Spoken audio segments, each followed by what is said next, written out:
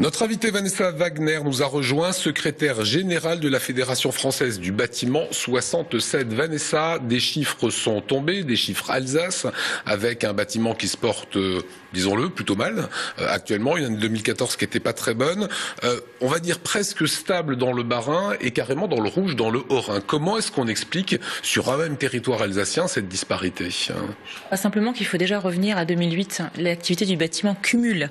D'accord, c'est la crise qui fait qu'aujourd'hui on en est là. Et aujourd'hui on n'est plus dans un climat de crise, on est dans une mutation.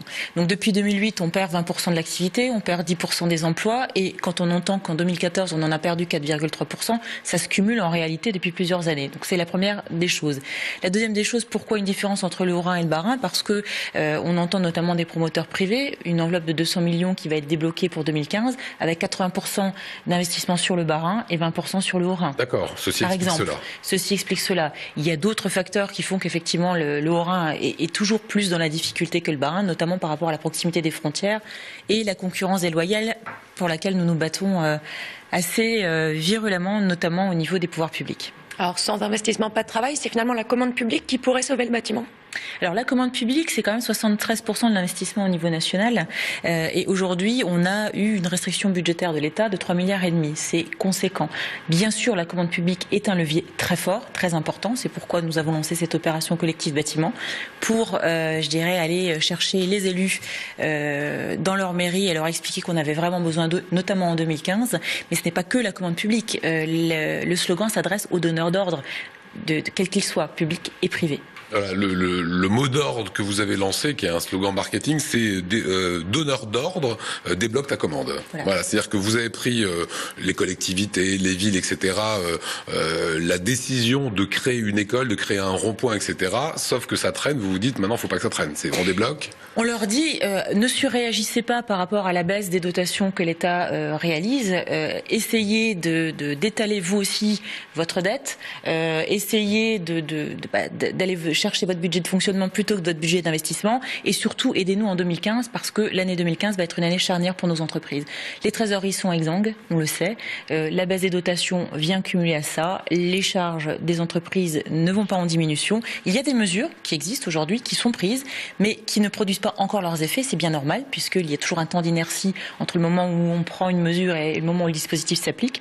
Donc aujourd'hui, c'est 2015, c'est tout de suite, c'est maintenant et à nous de jouer aussi au niveau local parce que ce qui se passe au niveau national, c'est très bien, mais au niveau local, c'est tout de suite maintenant qu'on a besoin. Et c'est ici qu'il faut de l'emploi. C'est combien d'emplois en Alsace, le bâtiment?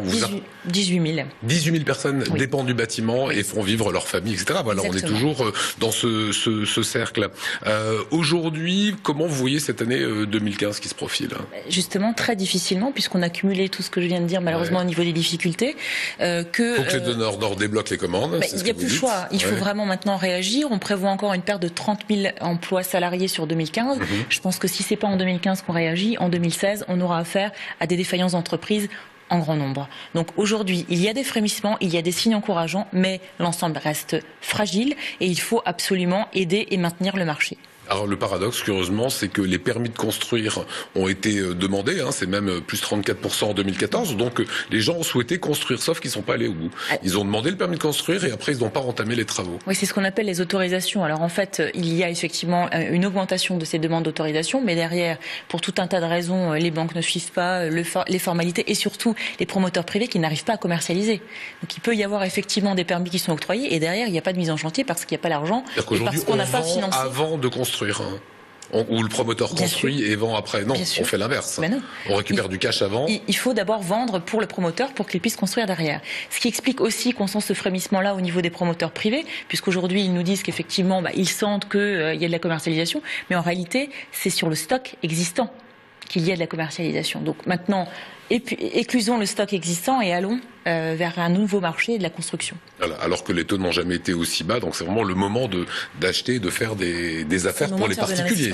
Alors les particuliers, il y a effectivement les taux qui sont bas, mais il y a aussi tout un lot de dispositifs d'aide concernant la rénovation notamment, donc ça vaut aussi pour l'ancien, la rénovation et la réhabilitation, donc il faut en profiter, il y a des dispositifs qui existent et il y a aussi beaucoup de personnes et de professionnels qui peuvent accompagner les particuliers, donc je crois que c'est le moment aussi de lancer un appel aux consommateurs que nous sommes. Et ben voilà, on termine sur cette note.